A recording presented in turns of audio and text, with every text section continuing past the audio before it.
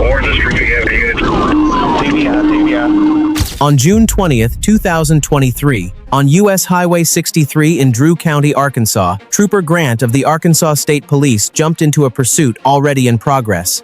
The 10th Judicial Drug Task Force had been chasing a silver Chevy Impala for miles, and for good reason. There were 4 people in that car, including a minor driving, with a bag full of stolen guns on board. When Trooper Grant got behind them at 4:09 that afternoon, the Impala did not back down. These career criminals just drove harder. Copy northbound, speed 100.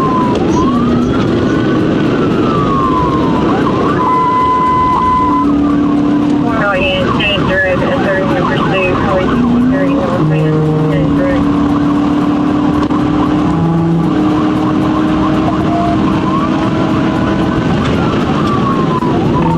Flying northbound at extreme speed, the backseat passenger rolled down the window and chucked a black bag straight onto the highway. A bag full of stolen firearms, grabbed off the road seconds later by Trooper Moore.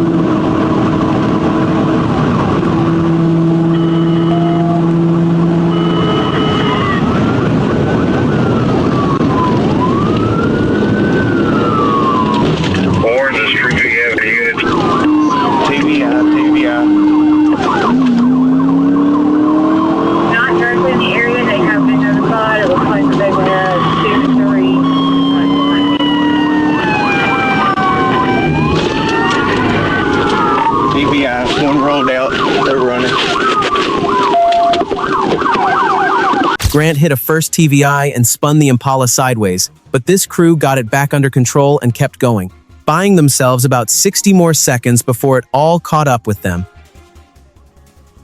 1 minute later, Grant landed a second TVI. The Impala went into a ditch and crashed hard into the tree line. All 4 doors burst open at once.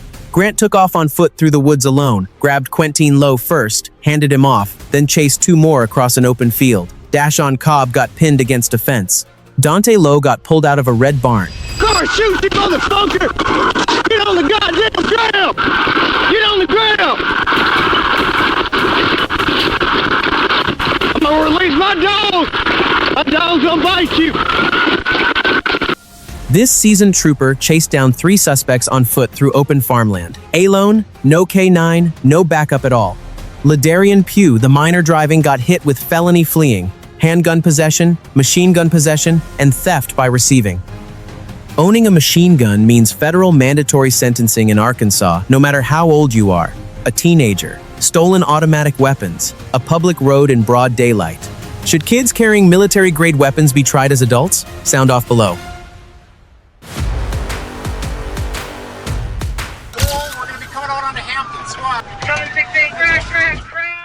On August 29, 2022, on Northport Washington Road in Glendale, Wisconsin, Glendale Police Department officers spotted a stolen Volkswagen at 3:23 in the afternoon. Grabbed just hours before during an armed home invasion in Milwaukee, where a real family had a gun pointed at them in their own living room. The crazy part was not the speed or the route. It was who was in the car. a 35-year-old woman, an 18-year-old, and 2 kids. One of them only 14, all running from the cops in somebody else's vehicle. Looks like they're gonna bail.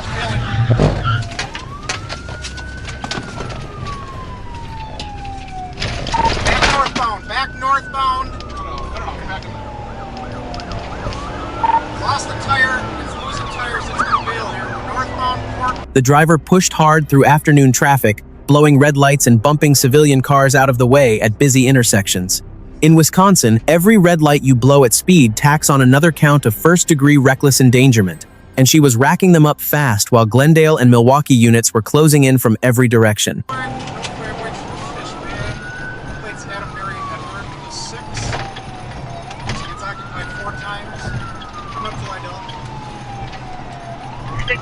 behind you. I'll call it. We're still eastbound. 716, we're going to mutual aid from White Bay, Sherwood. We're southbound on Esterbrook Parkway. Southbound on Esterbrook Parkway. We're passing the soccer fields now. Speeds are 60. There's no pedestrian traffic. 60 lead, so pit is imminent here. No traffic. On the way, we'll be at Capital. Alright, still, here comes the pit. Here comes the pit, and off-road into the park, and they're going to be bailing here.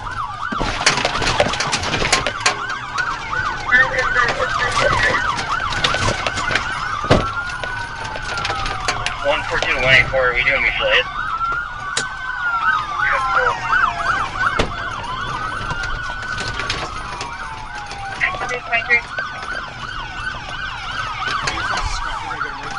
Get him right there.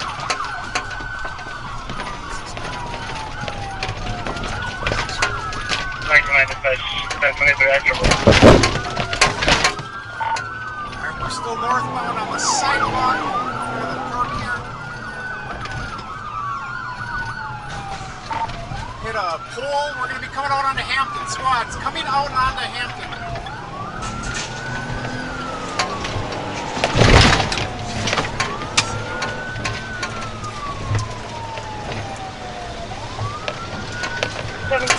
Still northbound. Still northbound. We're gonna come out on a Hampton. 768 is losing a lot of it. Still southbound. That pole.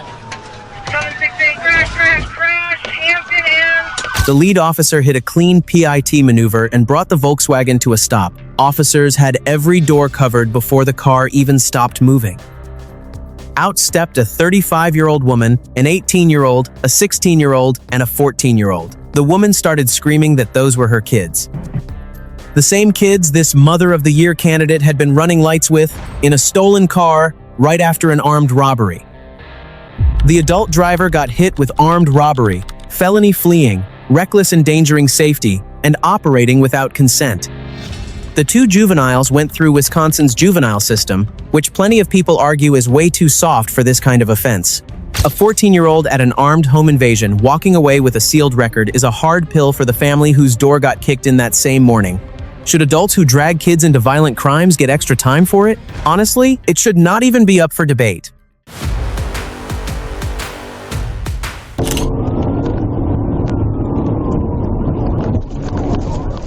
On April 26, 2026, on eastbound Interstate 40 in St. Francis County, Arkansas, Trooper Peoples flagged down a blue Nissan Sentra doing 94 in a 75. No license, so the driver scribbled a name on a piece of paper and handed it over Antun Hester. Not his name. Whatever he had stashed in that armrest was apparently worth more to him than being straight with a cop. The second Trooper Peoples told him to step out. This moron was already hitting the gas.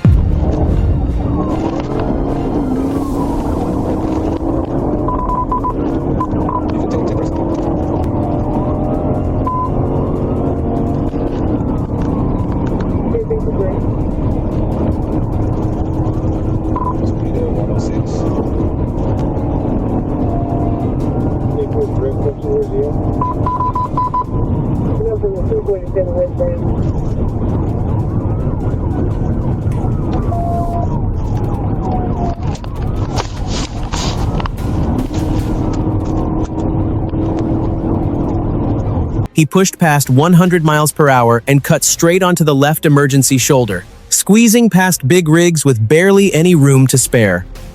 A construction zone near Macon was dead ahead, and Trooper Peoples knew a Nissan Sentra running triple digits near workers on foot was not something he could let go another mile.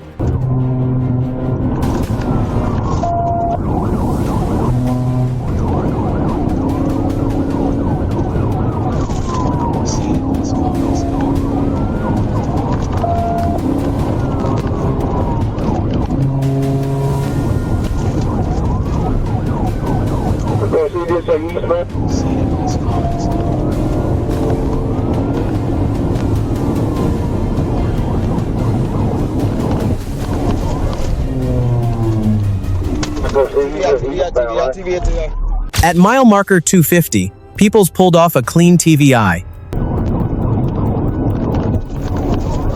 The Sentra clipped the guardrail and dropped hard into the south ditch. The driver bailed out on foot, hopped a barbed wire fence into a farm field, and ran himself straight into a corner when that same fence blocked his way back to the road. Peoples' taser missed. His voice commands did not. The guy was face down in the grass in minutes.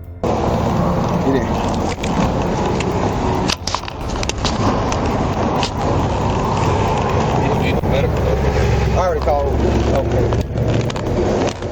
I don't hear y'all's traffic, so I was just checking. 241, 40. Hey, it's all right.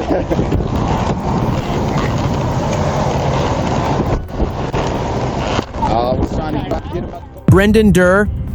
He walked away with felony fleeing, aggravated reckless driving, first-degree criminal mischief, and obstructing governmental operations. Arkansas State Police put the total damage bill at $20,000, all coming out of Durr's pocket. The ammo in the armrest with no gun attached is still an open question. That gun is out there somewhere. He wrote a fake name to skip a speeding fine and ended up trapped by his own escape route. You really cannot make this stuff up. Wreck out, roll over.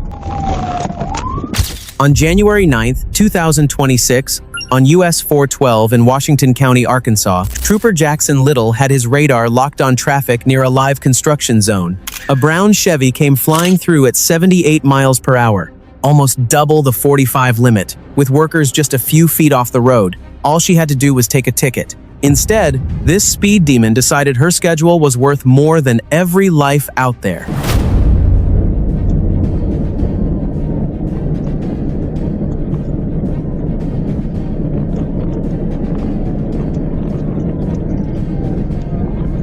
.764 Young Sam Adam. We're still going.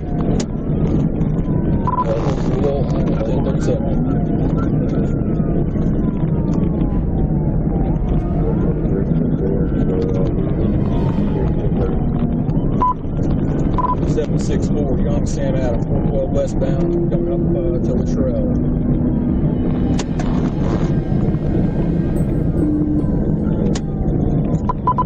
She punched it, and Little was right behind her. She hit 140 miles per hour near the Illinois River Bridge, weaving left and right through traffic like she owned the road.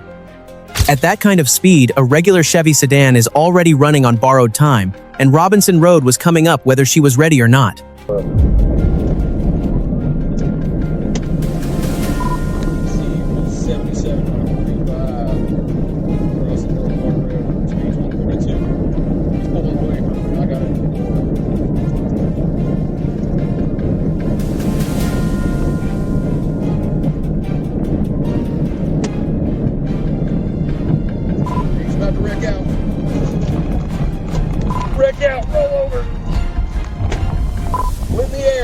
1016. Going into a sharp right curve near Robinson Road, she overcorrected and lost it completely. The Chevy hammered the median cable barrier, went airborne, rolled multiple times, and ended up on its roof, with music still cranked up full blast inside.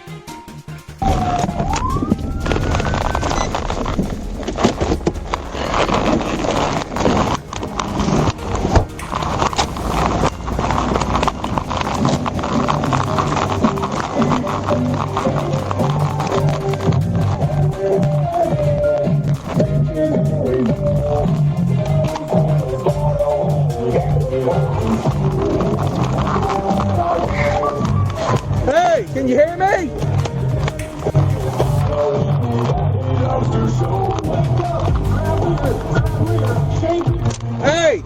Can you hear me? Trooper Little found Krista Bunch pinned under the crushed roof, awake, and already making excuses. She was spooked and running late for a personal matter. How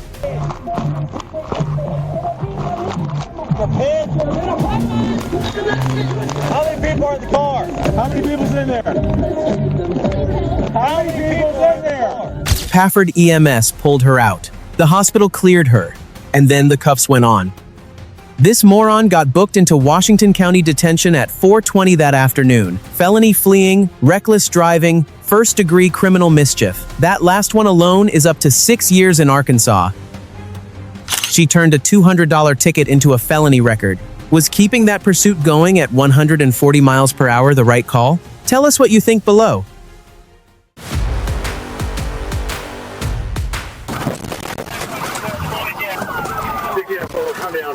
On April 11th, 2025, on the Overseas Highway in Key Largo, Monroe County, Florida, Deputy Celicia Ferreira and FHP Unit 1780 were about to have a very long night.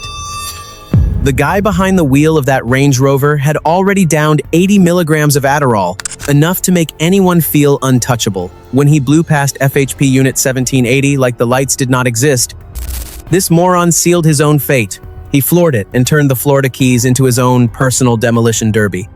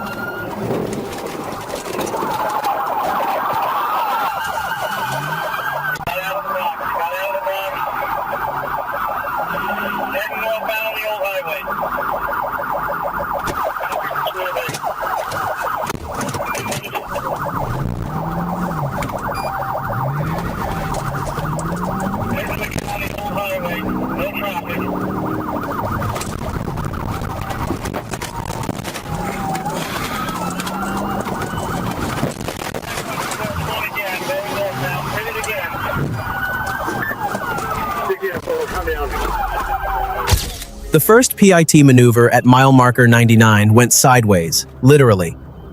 The Range Rover's full-time four-wheel drive just shrugged it off and sent the patrol car into the grass instead. He jumped curbs, tore through Founders Park's marina, took out a concrete guardhouse, and blew a front tire.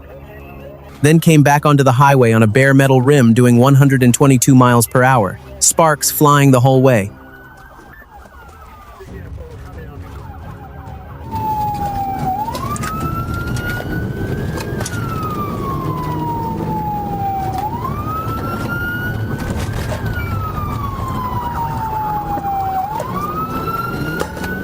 Three FHP units boxed him in and hit a combined PIT maneuver, sending that beat-up SUV straight into a civilian boat trailer on the shoulder. Officers rushed in with guns drawn. The driver would not cooperate, keeping one hand jammed under his stomach the whole time, a classic red flag for a hidden weapon, until officers physically put him on the ground.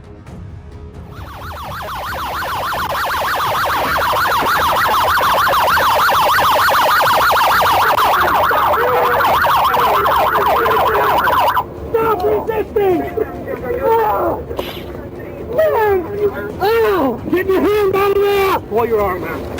23-year-old Christopher Brinkley Smithers from Great Falls, Virginia, got booked into Plantation Key Jail on bond somewhere between $90,000 and $100,000. Felony fleeing, DUI, reckless driving, hit and run.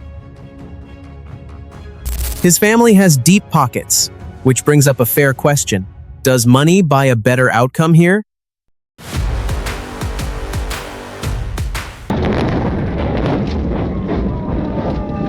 On December 27, 2021, on northbound Interstate 75 in Bibb County, Georgia, a Georgia State Patrol trooper tagged a Ford Ranger doing 90 in a 70. Nothing unusual on paper. But this guy had been drinking, and there was a construction zone with workers standing roadside just a few miles up. He slowed down near Jennifer Drive just long enough to look like he might pull over, then hit the gas again and made a decision he would spend the next several months regretting in front of a judge.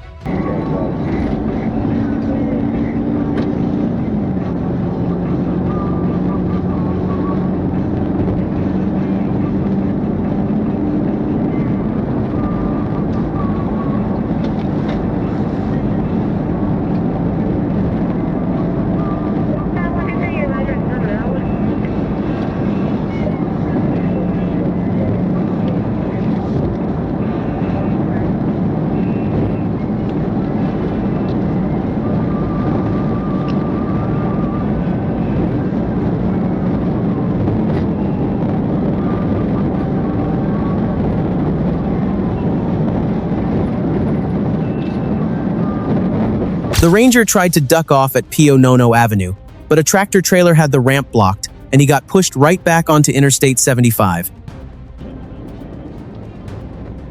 The trooper, a sharp-eyed veteran, spotted his window near Rocky Creek Road, light traffic, open shoulder, and made the call before this drunk could reach that construction zone full of workers up ahead.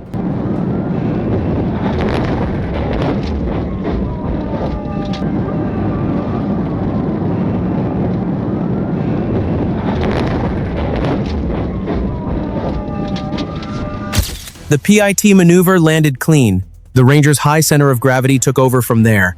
It spun, caught the edge, and rolled several times down the embankment before landing on its side.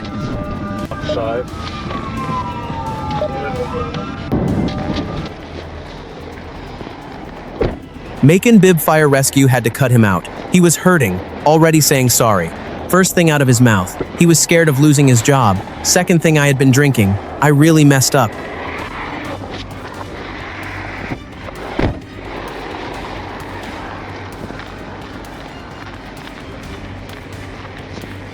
Joseph Silas got charged with DUI, felony fleeing, reckless driving, and aggravated speeding. The blood draw at the hospital just confirmed what he had already said on camera. Here is the one thing that actually stands out about this whole case. The guy buckled his seatbelt. Drunk, running from cops at 90 miles per hour, and he still put on his seatbelt. That one habit is the only reason he walked away from a rollover that should have killed him. His job? That is the least of his problems now.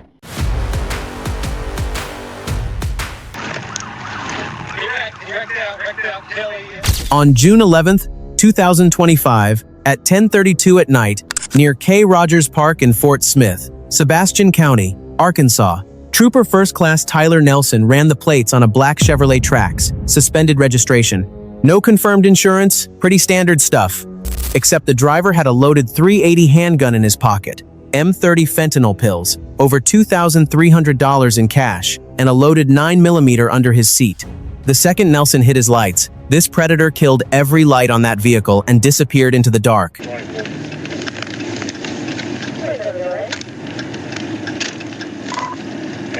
and 50th, boy Adam X-ray, 31 David, B8X, 31 B, some black short track.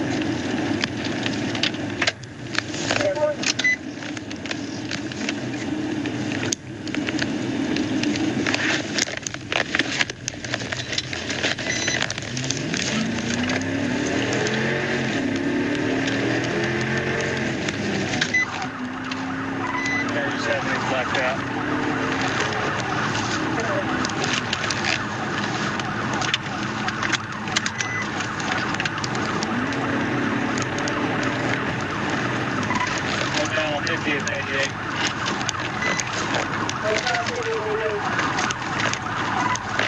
to the south now. No headlights, no taillights, nearly 100 miles per hour through residential streets. The Trax was blowing stop signs and crossing into oncoming traffic, completely invisible to anyone it was barreling toward. This eagle-eyed trooper tracked it by engine noise and the occasional flash of brake lights, radioing the route the whole time, while the driver had no clue Kelly Highway was less than a mile out.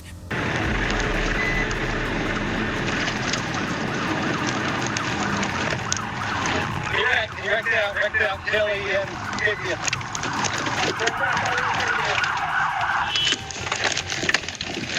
At the Kelly Highway intersection, the Trax blew the light and T-boned a Subaru Impreza, then bounced straight into a Honda Civic that was stopped at red with a toddler in the back seat. All three vehicles were done. You okay? Hands up! Hands up! Get your ass on the ground right now! Get your ass on the ground! Yes, sir. Right now! Yes, sir. Hands behind your back! Yes, sir. Stay right there! Yes, sir. Nelson had the driver flat on the ground in seconds. On 24-year-old Osman, a loaded 380 Taurus M30 fentanyl pills, $2,343. Under the seat, a loaded 9mm, in a lockbox, weed and a THC vape pen. Sebastian County Detention Center took him in. The charge sheet: felony fleeing, simultaneous possession of drugs and firearms, fentanyl trafficking, reckless driving endangering a minor. Kicked up to the 12th and 21st Judicial Drug Task Forces. 2 milligrams of fentanyl can kill a grown adult. What Osman was carrying could have wiped out dozens of people. That toddler in the Civic went home safe. That was not skill on anyone's part. That was pure luck. What do you think a fair sentence looks like for someone with this charge stack?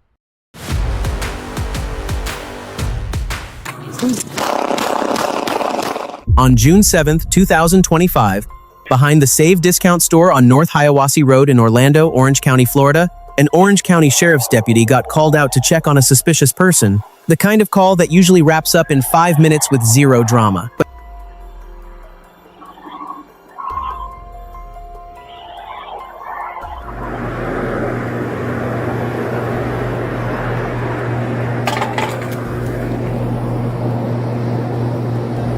Hey, boss. What are you doing? Come on. What are you doing? But 24-year-old Charles Street Fleur had 2 loaded guns on him and zero interest in going quietly. The second that deputy moved in to detain him, this career criminal swung first, and the whole thing went sideways fast.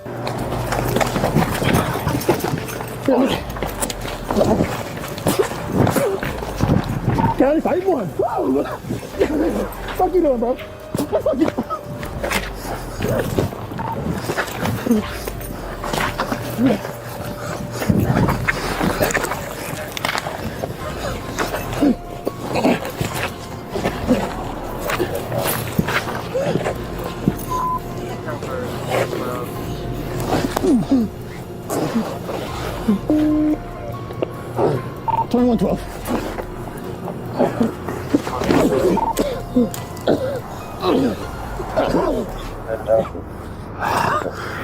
Saint. Fleur unloaded immediately, tackled the deputy to the ground, and drilled at least 10 punches straight to the officer's head. While they were fighting, both guns fell off street. Fleur's body and hit the pavement right there between them. And suddenly this thing stopped being a fist fight and turned into a race for whoever grabbed those weapons first. The whole thing went down in 1 minute and 16 seconds.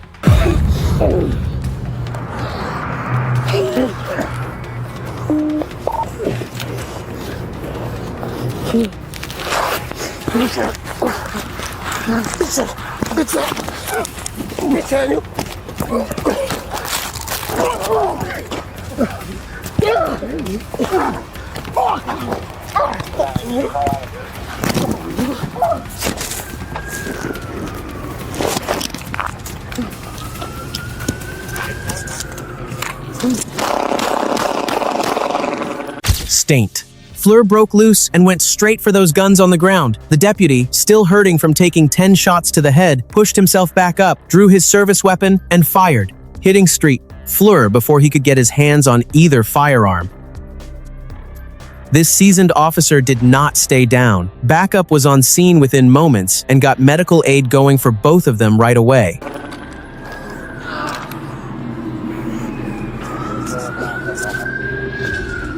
The deputy is still working through recovery from serious head trauma, the kind of injury that does not just go away, and that nobody talks about once the case moves to the DA's office. Saint Fleur is now facing attempted felony murder of a law enforcement officer, aggravated battery, resisting with violence, and unlawful possession of multiple firearms. Under Florida law, that is decades behind bars. This deputy took 10 punches to the head, got back up, and beat Saint Fleur to the draw. That needs to be said out loud. Should attempted murder of a cop mean mandatory life with zero chance of parole? Drop your take below.